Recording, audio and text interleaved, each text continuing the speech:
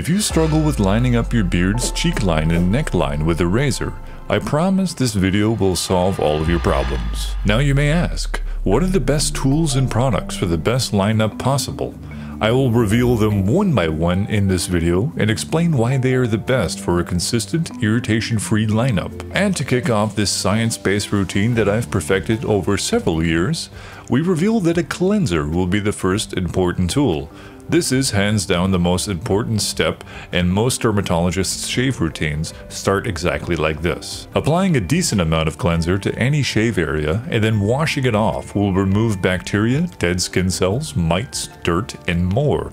This is especially true for salicylic acid cleansers like CeraVe's SA cleanser, but you can also use a gentle cleanser. All links for all products in this video are in the description. The next crucial products to be revealed for the best lineup possible are a shave brush and a shave bowl, in combination with some shave gel and 7% glycolic acid. Why these products? Simply put, spreading shave product with your hands is absolutely terrible, and it's incredibly hard to get the right lather consistency, which can lead to unwanted cuts and irritation.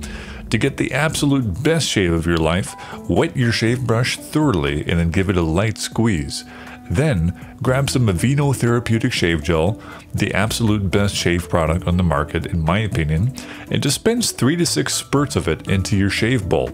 Give that a quick froth until it starts foaming up, and then add a few drops of 7% glycolic acid into the mixture until it reaches a smooth consistency. Glycolic acid is incredibly well studied, and it does a great job of reducing razor bumps. It also exfoliates and has a giant list of other proven benefits for the skin.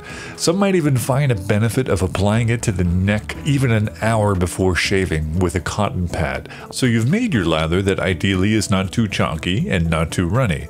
If you want to prep your skin even more before shaving, you could do a hot towel treatment by running a clean barbershop towel under some hot water and then pressing it to the shave areas. This will be a godsend to anyone with sensitive skin. Just make sure to clean the barbershop towels after about 3 uses with a very hot washer cycle, preferably with vinegar.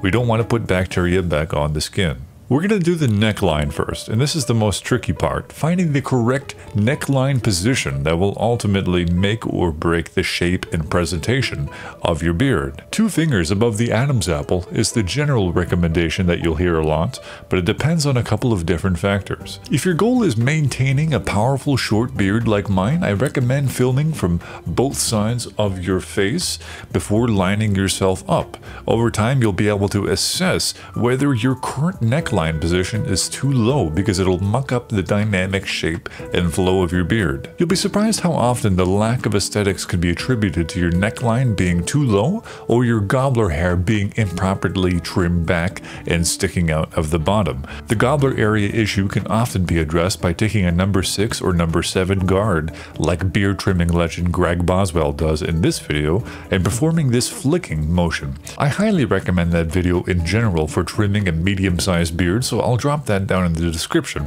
To use that video as a case study, I would personally take the neckline in about here or here on Greg, but that just speaks to the personal preference and the type of beard I prefer to wear. In other words, it's best to cater your neckline height to the current beard style that you are wearing right now, through assessing the side profiles and assessing what looks best aesthetically. Keeping in mind that 3 fingers above the Adam's apple when the head is fully extended upwards is kind of the limit. When you start going to 4 fingers and 5 fingers, you start getting some really strange appearances. Now, once you've assessed your optimal neckline height through reviewing your side profile, how do you get a perfect crisp line all the way around the head? This magical reveal is the Aberlight Flex Shaver 2.0, and the alternative is your fingers. You bring your pointer finger to your ear right behind your sideburn, and that's more or less how you do it. But with the Aberlight Flex Shaver 2.0, it makes it a lot easier.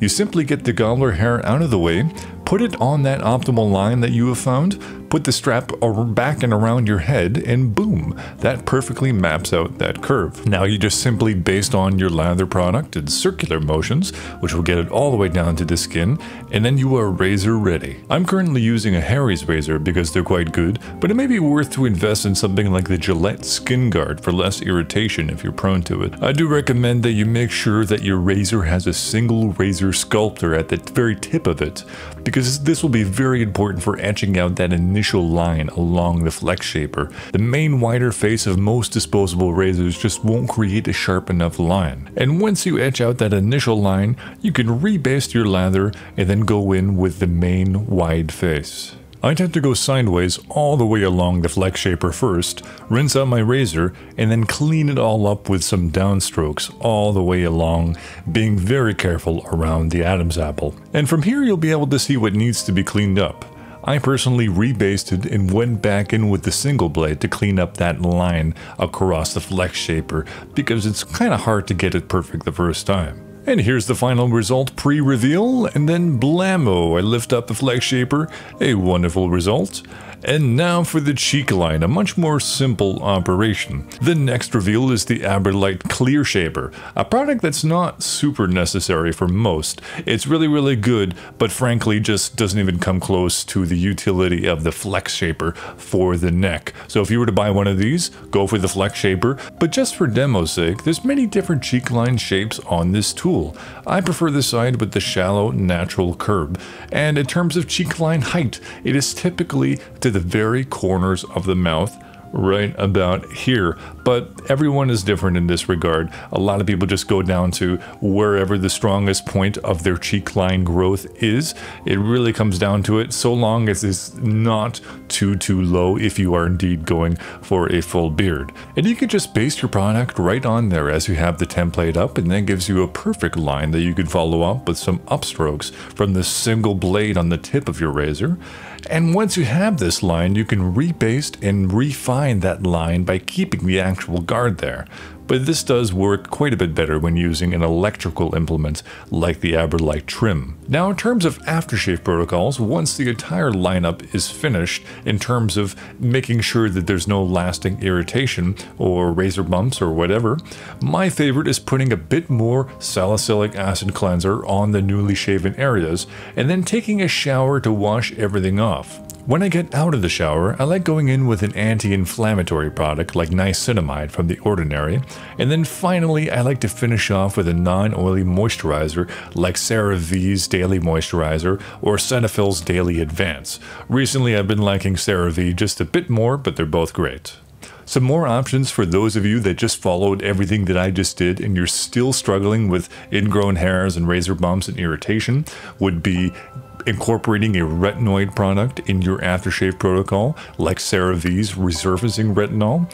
It's a little expensive per bottle, but it's very effective, and one bottle will last a really long time. It'll take a long time for you to actually exhaust the whole thing, and this will be mostly for nighttime use because retinol can degrade under sunlight, and it can make your skin a bit more sensitive to sunlight damage. So just a nighttime protocol. And as a last resolve, you can also use a benzoyl peroxide acne product. Its antiseptic qualities will make it very difficult for those ingrown hairs and razor bumps to form, but be aware that this product will stain your clothes, towels, pillows, blankets immediately upon contact, so be careful when applying it. And this has been how to get the best beard lineup possible with a disposable razor.